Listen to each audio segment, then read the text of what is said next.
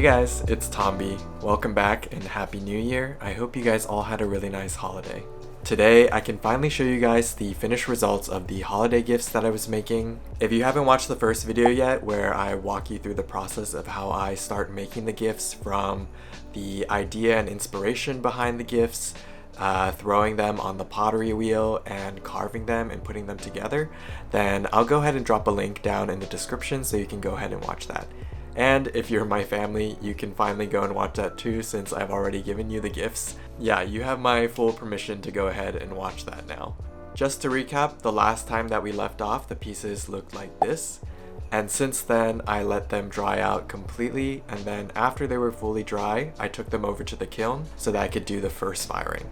I unfortunately did not take a video of this, but you didn't really miss out because it's not that interesting. I put them into the kiln and I fired them all to about 1900 degrees Fahrenheit. This is going to help us prepare for the next step, which is glazing, and I'm going to show you how we do that in just a second. But before I forget, if you enjoyed this video, then please hit the like button. And if you enjoy content like this, including plant updates and other creative projects, then please hit the subscribe button. I've got a lot of really cool projects that I can't wait to share with you guys, and it's gonna be a really exciting year. So yeah, let's go ahead and talk about how I went ahead glazing my pieces. And at the end of the video, I have a couple clips of me giving out the presents to my family, so you can see how that went.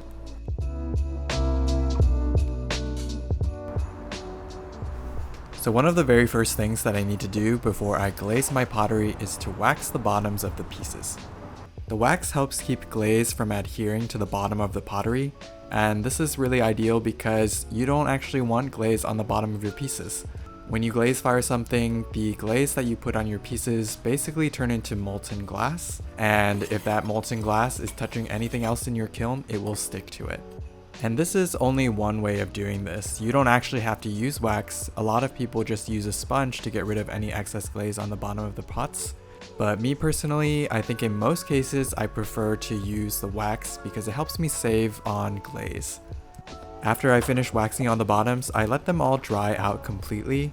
I find that it works best when they're completely dry. The glaze just sort of slips right off when they're completely dry. If they're not, then it sort of sticks sometimes. In the meantime, I started to think about what kind of glaze I wanted to use for my salt cellars. I did a few different tests with a couple different glazes and some other variables, and just tried to find out what I liked best. It might be kind of hard to see the difference between all of these test tiles on the video, so you're just gonna have to trust me, but I ended up going with this pretty smooth matte white glaze. I'm planning on painting the gifts with some cobalt wash, so I felt like the white would look really good as a backdrop for that. And these are actually new glazes that I was trying out, so I didn't have a full bucket of this already. So I'm going to show you how I mix my glaze. It is pretty simple. I would say that mixing glaze is actually a lot like baking. Baking is all about chemistry and chemical reactions, and glaze is about the same thing.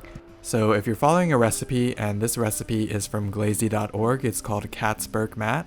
As long as you follow the recipe, you really shouldn't run into any issues. So after writing down all of the quantities for the ingredients that I need for this glaze, it was time to take out my scale and measure them out. I poured some water into the bucket first so that I would avoid any sort of dry pockets of material. But apart from that, I would say that this is pretty straightforward. The thing that I would say that you need to look out for the most when you're trying to do this is to not mix up your ingredients. A lot of the ingredients look the same. They're all sorts of varying shades of white, gray, and brown powders. And if you're not paying attention, then you can mix them up, and that could really screw up the chemistry of the glaze. And I know this because I have definitely done this before. So I'm not going to get into all the technical details about glaze. If you're a student or a hobbyist, then you probably don't even need to think about this most of the time. You're probably using commercial glazes, but just in case you were wondering the very basics of it, glaze is basically like a glass powder suspended in water. And so all of these different dusts that I'm putting into this water right now are things that make glass, things that help glass melt. If this wasn't just a base glaze and I was trying to make it colorful, then I would add some kind of colorant to it as well. This could be some kind of metallic oxide like cobalt oxide or chrome oxide. And these are the pure colorants. They can be a little bit volatile when you're using them. So you can also use stains, which are a commercially formulated kind of colorant. And this will probably give you a lot more consistent of a result. Once all my various powders are in my bucket with the water, I let it sit for a bit, and then we get to mixing. You gotta mix this really good. You want to make sure all the particles of all the different ingredients are mixed very, very evenly. So much so that mixing it with a regular whisk is actually not going to be enough. After I finish doing a rough mix of my glaze, it's time to bring out the sieve. This sieve is much finer than your ordinary kitchen sieve, and we need it to be really fine because all those particles that we put into the water, they're very small, and they might have clumped together and we didn't even notice it because we can't see it, and the sieve is going to help break them up. And this next part, I gotta give a shout out to Florian Gadsby. He was one of the first pottery YouTubers that I ever watched before I even started pottery, and he recommended using a brush to run the glaze through the sieve instead of a spatula. Sometimes using a spatula can sort of clog the sieve, and honestly just using a firm tip brush has been a game changer. But I go ahead and sieve the glaze 2 or more times, basically just until I find that the mixture is completely homogeneous and the texture is all the same. And the very last thing that I'm going to do before I start to use this glaze is to measure the specific gravity. This is sort of like measuring the density of the particles in the glaze, and varying specific gravities can actually make a big difference on how your final piece turns out. So once I verified that the specific gravity is good, then we can get started with glazing. Glazing used to be my absolute least favorite part of pottery. I think it's because I would work so hard up to that point, like I didn't break the pottery at any point up to the glazing, so it was the very last step. And after it went through the kiln and I got the pottery back, I would see it and I would be so unhappy with how it turned out. And for me, glazing might be the most important thing about a piece of pottery. It's the color, it's the surface, the shine, and the texture when you're holding it in your hands. So I'm very, very particular about how I need a piece to be glazed. For that reason, I don't really like using commercial glazes. I rarely buy pre-mixed glazes. I've been experimenting with mixing all sorts of glazes, and I think one of my main goals this year is trying to figure out a set of glazes that I really like and can use consistently. I think this matte glaze is a really good start. I'm planning on doing a bunch of different tests with some different colorants, and hopefully I'll be able to find some glazes that I really like. I thought it'd be really nice if I sort of personalized the salt cellars for each family. So I went and I asked all my relatives what their Chinese zodiac signs were and decided that's what I was going to paint onto the salt cellars. Unfortunately though, I actually didn't record any of the painting because I was running really short on time. A big part of the struggle of making these videos is trying to film stuff. Setting up the camera and framing the shots easily adds like 2 to 3 times the amount of time needed for me to do really anything. But this is how they looked after I finished painting them, and I think they turned out really nice.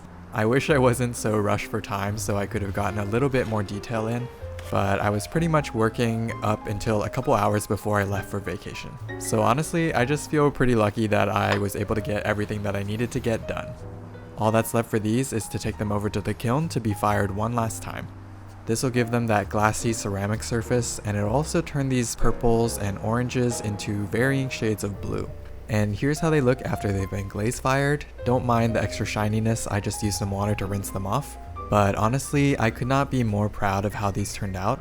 I think the shape is really nice, I was able to get them all pretty equally sized, and I'm really happy with how the painting turned out. The blue and white looks great, it reminds me a lot of ancient Chinese pottery, and yeah, I'm really happy with it, and I'd love to know what you guys think of it too, so drop a comment down below if you have some ideas or opinions. Thank you guys so much for watching. If you enjoyed this video, please remember to hit the like button and subscribe if you haven't. And thank you so much to my patrons over on Patreon for helping to support this channel and making it possible for me to keep making videos like this. Again, thank you guys so much for watching. I hope you have a great rest of your day, and here's some clips of me giving the gifts to my family as I promised.